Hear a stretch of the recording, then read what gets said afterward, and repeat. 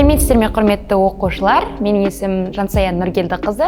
Сіздерден оқу сауаттылығы курсын жүргізетін боламын. Бүгін бізде оқу сауаттылығының алғашқы сабағы кіріспе сабақ болады. Жалпы ұлттық бірыңғай тестіде біз оқу сауаттылығынан тестті қалай тапсырамыз, қандай тесттер келеді, сұрақтармен қалай жұмыс жасаймыз, және де мәтін деген тақырыппен танысатын боламыз. Жақсы. Ары қарай жалпы оқу сауаттылығынан біз тестті қалай тапсырамыз. Оқу сауаттылығынан өздеріңіз білетіндей 20 сұрақтан тұратын сіздерге тест келеді. Бір сұрақ 1 балмен бағаланғандықтан 20 сұрақ 20 балға тең. Сіздер осы оқу сауаттылығынан 20 балды толықтай жинауларыңыз керек. Себебі оқу сауаттылығы өзіміздің ана тілімізде жазылған, түсінікті, қарапайым мәтіндермен берілген тест. Неліктен мәтіндермен берілген? Бұл біздің функционалдық түсіну сауаттылығымызды арттыру үшін. Жалпы оқу сауаттылығында бізге 4 мәтін берілетіні сіздерге белгілі. 4 мәтін өздерінің көлемдеріне орай қысқа, одан сәл ұзын, орташа мәтін және ұзақ мәтін болып 4-ке бөлінеді. Ұзақ мәтіндерден мүлде қорықпаймыз. Жақсы, ары қарай алдымен жалпы оқу сауаттылығындағы мәтіндердің қалай келетінімен, қандай сұрақтар келетінімен танысып алайық.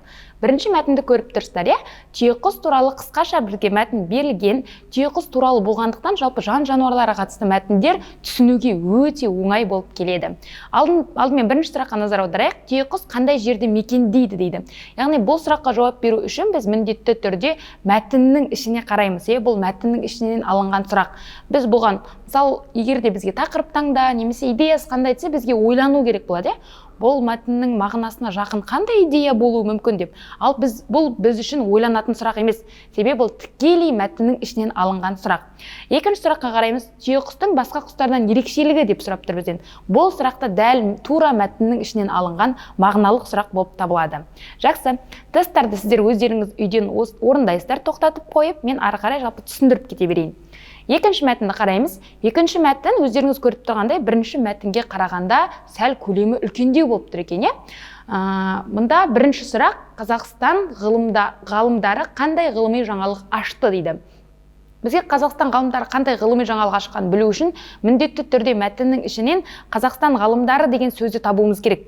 Бұл бізде бірісімен айтқанда тірек сөз болып табылады. Қазақстан ғалымдары деген сөзді, яғни сол сөйлемді тауып, сол сөйлемнің бастапқы сөйлемін, одан кейінгі сөйлемді, жалпы айтқанда осы 3 сөйлемді оқысақ, біз осы сұраққа толықтай жауап бере аламыз. Егер де сіздер осындай ұзақ мәтінді оқуға ерінсеңіздер, көзбен осы терминді іздеп тауып, тек соның маңайындағы сөйлемдерді оқысаңыздар жеткілікті.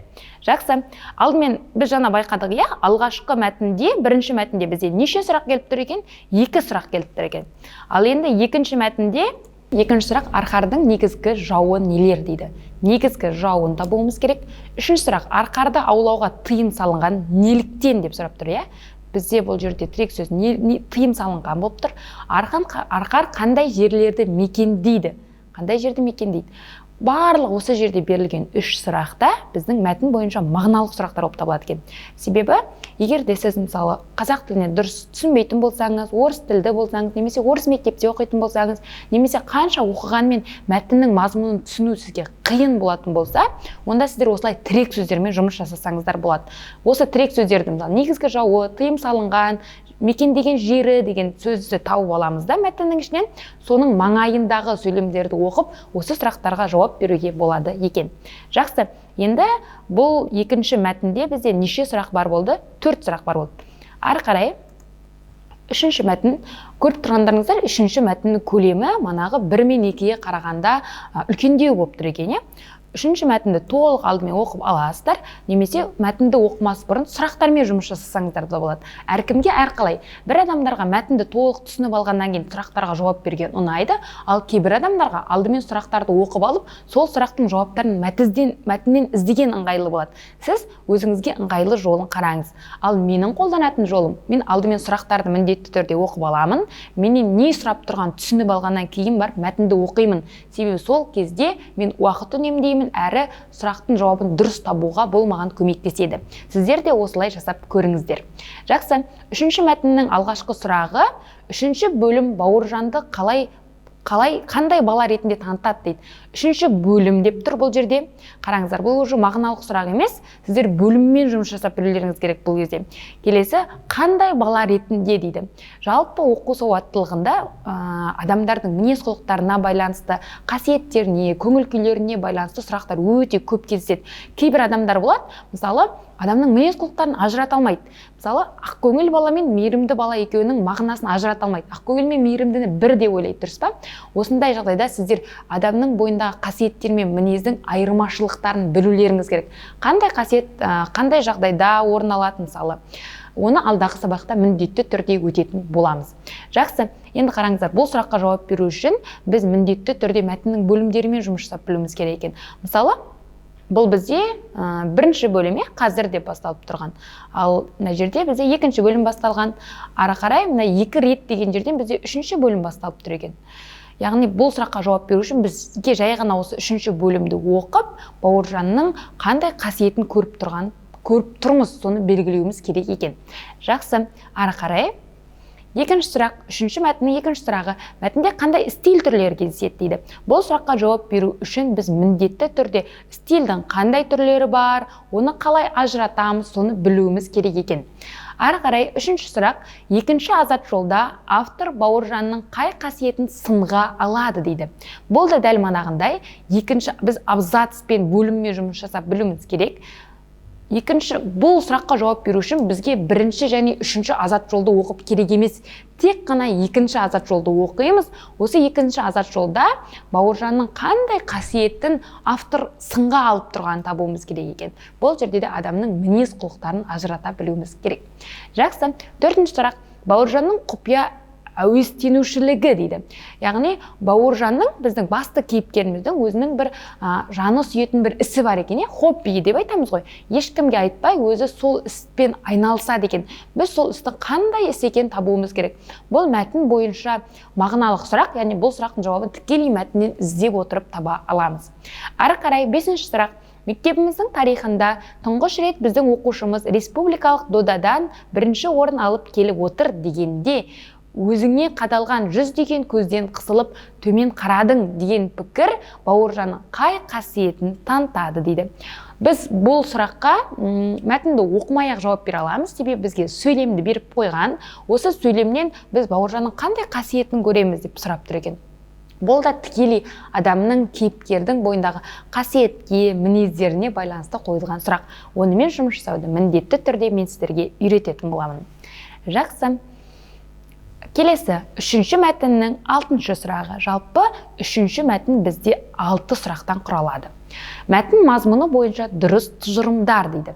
Яғни, естеріңізде ме, біз мысалы ағылшын сабағында true false дегенді өтетін едік қой. Мысалы мәтін береді бізге, ақпараттар беріп қойды. Қайсысы мәтінде бар, біз соған true дейміз, дұрыс деген, қайсысы қате, біз оған false дейміз, яғни қате дегенді білдіреді. Бұл сұрақта дәл сондай сұрақ. Бізге мысалы 3 сөйлем беріп қойған, 3 тұжырым, осының қайсысы дұрыс, қайсысы мәтінде кездеседі, бізге соны табу керек. Мысалы, Бауыржан республикалық олимпиада жеңімпазы. Бұның дұрыс қате екенін біз қайдан білеміз? Ол үшін біз міндетті түрде мәтінді оқуымыз керек. Екінші, Бауыржанның тілекшілерінің бірі Атажан көкесі дейді. Үшінші, Бауыржан өлең жазумен қатар спортқа да жақын дейді. Яғни бұл үшеуінің тек қана біреу дұрыс болуы мүмкін, немесе екеуі дұрыс болуы мүмкін, немесе ешқайсысы қате болуы мүмкін, немесе барлығы да дұрыс болуы мүмкін. Бұны табу үшін біз міндетті түрде мәтінмен жұмыс жасаймыз, мәтінді оқимыз. Мысалы, мен білмеймін ғой, мәтінді оқыған жоқпын, бірақ сіздерге түсінікті болсын айтып кетейін. Егер де мысалы бір дұрыс болса, сіздер қасына мысалы өстіп жазып отырыңыздар. Так, бір дұрыс екен, так, екі қате, қ деп жазып кетіңіздер. Үшіншісі дұрыс болса, үшіншісі дұрыс екен деп осылай жазыңыздар.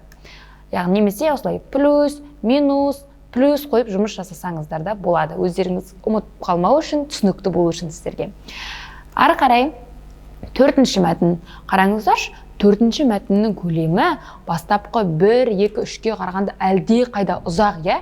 Біз шыны керек ұзақ мәтінді көрсек қорқамыз, оны оқуға уақыт кетеді, түсінбей қаламыз деп ойлаймыз. Алайда ұзақ мәтінмен жұмыс жасау ең оңай мәтін болып табылады. Себебі біз кейбір қысқа мәтіндерді оқығанда онда айтылған ойды түсінбей қаламыз, ал ұзақ мәтіндерде бізге ой толық беріледі, және ұзақ мәтіндерде бізге қызық ақпараттар, қызық ертегілер береді, ал оларды түсіну өте оңай. оңай.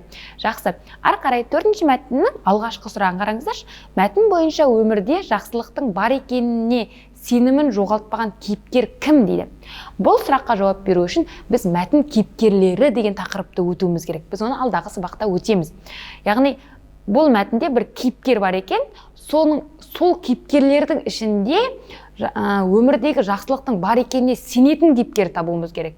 Ол мысалы уәделескен жан болуы мүмкін, ол киімі жұпыны жігіт болуы мүмкін, немесе ол театр актері болуы мүмкін. Біз оны кім екенін білмейміз. Білу үшін мәтінмен танысуымыз керек. Ары қарай, екінші сұрақ, мәтіннің қорытынды бөліміндегі жігіт сөзінің түйіні дейді. Қорытынды бөлім бізде мәтіннің қай жерінде кездеседі? Басында, ортасында, аяғында? Дұрыс айтасыздар. Қорытынды бөлім үнемі біздің мәтіннің аяғында кездеседі екен. Сол аяғындағы жігіт сөзінің түйіні дейді. Бірінші айтқанда, жігіттің айтқан сөзіне қарап біз белгілі бір түйін шығаруымыз керек. Үшінші сұрақты қараймыз. Жақсылық пен жамандықты айыру үшін тобырдың осындай әрекетке баруына не түрткі болды деп ойлайсың дейді. Бұл бірінші айтқанда бізге мәтінді беріп тұр. Мәтінді оқу арқылы біз не түйдік, біз одан не түсініп тұрмыз осы мәтін арқылы, соны белгілеуіміз керек. Мәтін бізге нені түсіндіргісі келіп тұр, автор бізге қандай идеяны айтқысы келіп тұр осы мәтін арқылы, соны осы сұрақта бізде сұрап тұр екен. Жақсы. 4-ші сұрақ. Қызық көрмек болған тобырдың еңсесінің түсуіне не себеп болды? Бұл да тікелей мәтіннен алып түсек болады. Оның себебін, мысалы, қызық көрмек болып келген адамдардың еңсесі түсіп қалған екен, бір нәрсеге ренжіп қалған ба, көңіл күйлері түсіп қалыпты. Неліктен көңіл күйі түскенін біз мәтінді оқу арқылы анықтайды екенбіз. Ары қарай, 5-ші, топтың арасынан шыққан жігіт қандай дейді. Бұл сұрақ бізден тікелей адамның қасиеттеріне, мінез құлықтарына байланысты сұрақ. Арасынан шыққан жігіттің мінезі атақ құмар ма, мақтаншақ, әлде ол ақ жүректі адам ба, оны білу үшін біз мәтіндегі оның іс-әрекеттеріне қарап анықтайды екенбіз. Жақсы. Ары қарай, 4-ші мәтіннің 6-шы сұрағы. Жігіттің әмиянды қайтарып беруіне не себеп болды дейді. Және бұл сұраққа жауап беру үшін, бұл да тікелей мәтіннің мазмұнынан алынған сұрақ. Әмиянды қайтаруына мүмкін оның ар-ұяты жібермеген шығар, немесе өзін ұры деп санайды деп қорыққан шығар. Бұл сұраққа жауап беру үшін біз міндетті түрде дәл сол мәтіннің әмиянды қайтару барысындағы сөйлемдерді оқиды екенбіз. Жақсы. 7-ші сұрақ. Мәтіннің реттілігін көрсетіңіз дейді. Бұл сұрақ енді мәтіннің тікелей ішінен алынып тұрған жоқ. Бұл сұраққа жауап беру үшін біз мәтіннің ішіндегі тірек сөздермен жұмыс жасап үйренуіміз керек. Мысалы, мұнда бізге бірнеше тірек сөз берген: күңіреген жігіт, көңілі түскен топ, оңай олжа, сенімін жоғалтпаған жан дейді. Біз мәтіннің ішінен осы сөздерді тауып алып, астын сызып, мәтіннің ретін келтіре аламыз. Біз алдағы сабақта мәтін реттілігімен жұмыс жасауды үйренетін боламыз. Жақсы. Ары қарай, 8-ші сұрақ. Оңай олжаға кенелген жігіт пен уәделескен жігітті не байланыстырады дейді. Олжаға кенелген жігіт пен уәделескен жігітті не байланыстыратынын табуымыз керек екен. Ол үшін де міндетті түрде мәтіннен іздейміз бұл сұрақты. Жақсы. Яғни қараңыздар, 4-ші мәтінді оқу барысында бізге 8 сұрақ берілген екен. Сонда бірінші мәтінде бізде 2 сұрақ болды, екінші мәтінде 4 сұрақ болды, үшінші мәтінде 6 сұрақ, 4-ші мәтінде 8 сұрақ болды. Барлығын қосқанда бізде неше сұрақ болады екен? 20 сұрақ берілген екен. Жақсы. Жалпы сіздер түсіндіңіздер ғой, мәтінмен қалай жұмыс жасау керек, сұрақтардан ішінде не сұрап тұр? Алдымен міндетті түрде сұрақтарымызды үлкен жауапкершілікпен қатесіз 2 қайтара оқып алуымыз керек екен. Жақсы. Ары қарай, енді жалпы оқу сауаттылығындағы тест деген кезде бұл мәтінмен тікелей қатысты екенін түсіндік. Жалпы мәтін дегеніміз не? Мәтін дегеніміз бірнеше сөйлемдердің белгілі бір ойға жинақталуы.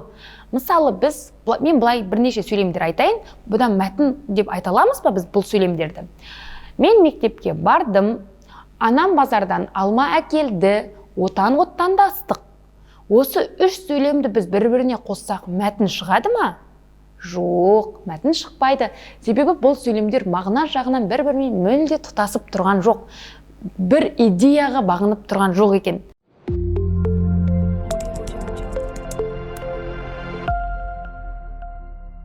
Мәтін болу үшін, мысалы, мен сіздерге бір мысал айтайын, мектеп білім ордасы, мектепте оқушылар білім алады, ал оқушыларға білім беруші тұлға ол мұғалімдер. Мұғалім мектептің жаны. Осылай айтатын болсақ, мәтін құрала ма? Дұрыс айтасыздар, мәтін құралады. Себебі барлық сөйлем мектеп деген тақырыпқа, мектеп деген идеяға бір сөз айтқанда жақындап тұр, мағына жағымен бір-біріне тұтасып тұр екен. Біз мәтін деп осыны айтамыз. Сіздерге дәл осындай оқу сауаттылығында 4 мәтін беріледі. Жақсы.